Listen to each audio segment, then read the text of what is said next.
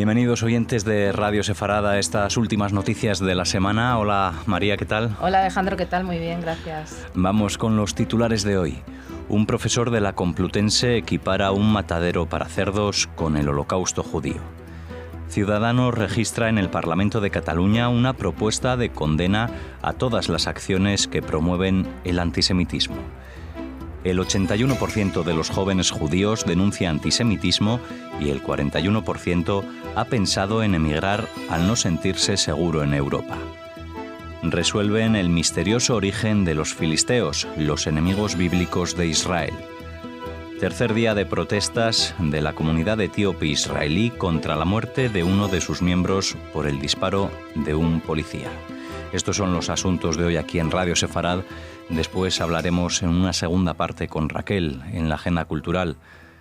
Comenzamos ahora estas noticias hablando de un profesor de la Complutense que equipara un matadero para cerdos con el Holocausto judío. María. Sí, se trata de Ernesto Castro, un profesor de filosofía de la Universidad Complutense de Madrid, que ha equiparado el número de cerdos que es capaz de sacrificar y procesar un nuevo matadero de Huesca, nada menos que con la matanza de judíos perpetradas por los nazis en Ucrania durante la Segunda Guerra Mundial. El profesor, que se declara antiespecista, que es una tendencia social que niega que el ser humano esté por encima de ninguna otra especie animal, asegura que no es ninguna exageración comparar la industria cárnica con el Holocausto. La Federación de Comunidades Judías de España le ha contestado en la misma red social en la que él se ha manifestado, en Twitter, diciéndole que demuestra muy poca sensibilidad con el dolor humano al comparar a los cerdos con mujeres, hombres y niños judíos.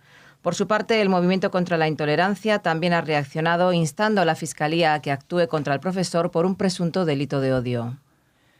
Ciudadanos registra en el Parlamento de Cataluña una propuesta de condena a todas las acciones que promueven el antisemitismo. La propuesta de resolución presentada este 4 de julio en el Parlamento catalán por el Grupo Parlamentario de Ciutadans persigue que la Cámara condene cualquier forma de antisemitismo según la definición internacionalmente reconocida de la Alianza Internacional para el Recuerdo del Holocausto del año 2016, que incluye como antisemitismo el boicot a productos y personas israelíes.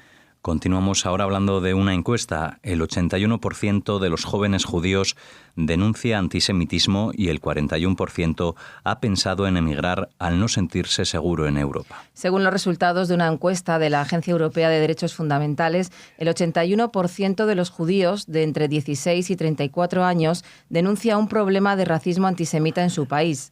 El 44% reconoce haber sufrido acoso, mientras que el 41% ha pensado en emigrar de Europa al no sentirse seguro. Solo el 17% cree que los gobiernos nacionales combaten de forma efectiva el antisemitismo, frente al 48% que sí se siente protegido. Unas cifras preocupantes porque suponen que más de la mitad de los jóvenes judíos no viven con normalidad y se sienten amenazados.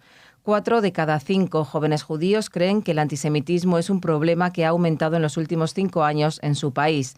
La agencia ha encuestado a más de 2.700 jóvenes judíos en los 12 países de la Unión Europea donde vive más del 96% de la población judía. Se trata de España, Austria, Bélgica, Dinamarca, Francia, Alemania, Hungría, Italia, Países Bajos, Polonia, Suecia y Reino Unido. Hablamos ahora de historia. Resuelven el misterioso origen de los filisteos, los enemigos bíblicos de Israel. Conocemos a los filisteos, Alejandro, principalmente porque era un pueblo bíblico asentado en la Franja de Gaza y tenía un héroe por excelencia, Goliat. Goliat, nos cuenta la Biblia, se enfrentó al joven David, que le venció de una pedrada en la cabeza.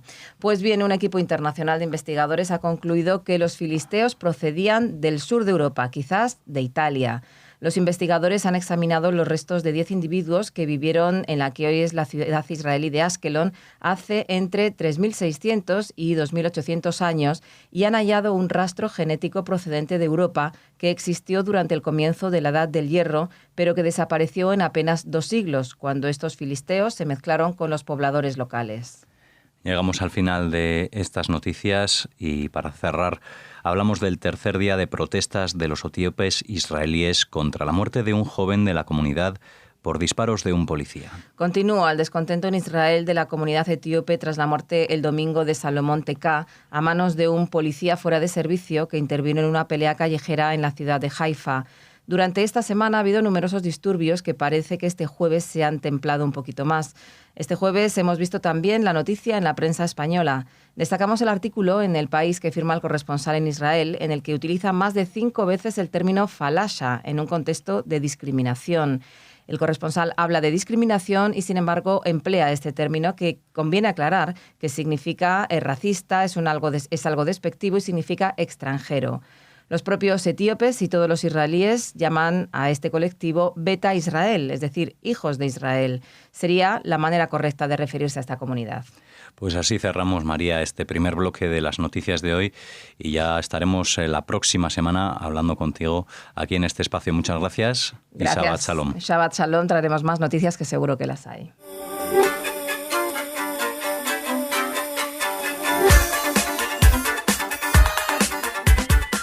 Empezamos esta agenda cultural de la semana, la última agenda de estas noticias de esta semana. ¿Qué tal, Raquel? Hola, Alex. Hola a todos. Pues agotados porque se nota cuando falta Somos alguien. Un equipo pequeñito, claro, y ya encima sí. Nos falta un 33%, con un 3%, además. Eso. Así que llegamos al viernes cansados, pero bueno, satisfechos de haber trabajado todavía más unidos y dispuestos a contarles cosas interesantes, como por ejemplo que se ha acabado el 7º Congreso Sefardí de Zamora. Ya saben, este congreso que este año llevaba el título Sefarad Transatlántica. El cierre del congreso lo ha protagonizado Ruth Béjar presentando 2 libros. Ha sido en la librería Jambrina de Zamora y bueno, ella ha presentado el primero de sus trabajos bajo el título Una isla llamada Hogar, en el que la escritora hace un repaso antropológico y cultural a través de entrevistas a los judíos que se quedaron en Cuba tras la Revolución. Un libro súper interesante. Y también presentó el que es su primer libro de poemas, una valiente que incursiona en la poesía, Todo lo que guardé, una obra en la que muestra su lado más íntimo y también su lado, por supuesto, más personal, y donde reflexiona sobre sus orígenes cubanos y americanos.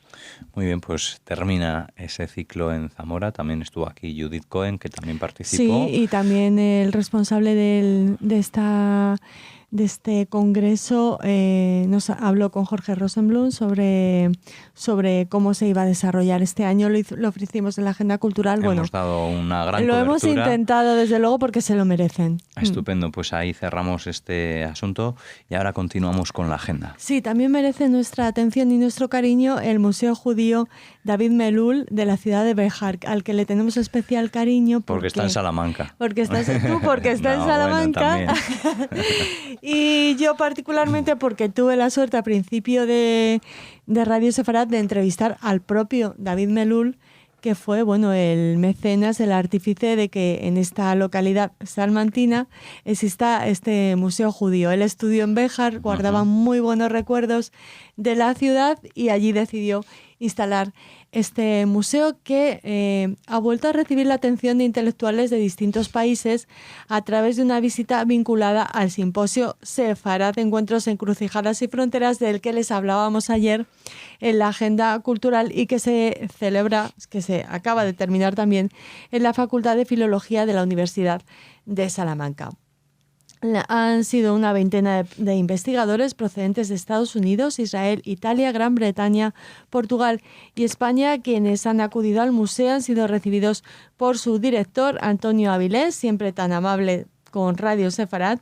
Desde aquí les saludamos y él ha guiado una visita por las 3 plantas que acoge la exposición permanente, donde estos investigadores han podido informarse sobre el pasado judío de Béjar y su área de influencia, así como acerca de los sefardíes que se diseminaron por el arco mediterráneo primero y después por todo el mundo, llevando consigo los apellidos Béjar y Bejarano, como la escritora de la que les hablábamos en primer lugar. Muy bien, pues nada, hemos recorrido Castilla y León y ahora no sé, ¿dónde nos despedimos? Pues no hay mejor sitio para despedirse que Jerusalén. Hasta allí viajamos porque se va a inaugurar este lunes 8 de julio el 20º Congreso de la Asociación Internacional de Hispanistas. Sobre este congreso hablamos con Ruth Fine, además de felicitarla por su honoris causa por la Universidad de Navarra. Y bueno, comentarles que la inauguración contará con la participación del Duque de Soria y del director del Instituto Cervantes, Luis García Montero, que en este congreso se presentará oficialmente la academia correspondiente del judeo español, que serán muchísimos los encuentros, conferencias, ponencias y actividades que reúnan a los hispanistas de todo el mundo. Intentaremos volver a entrevistar a alguien que acuda a este congreso y mientras tanto les ponemos el enlace para que recuperen la entrevista con Ruth Fine, vicepresidenta de la Asociación Internacional de Hispanistas, que nos hacía un repaso maravilloso por este congreso que nos habla de la salud del hispanismo en la primera ocasión en que sale de Europa y de América.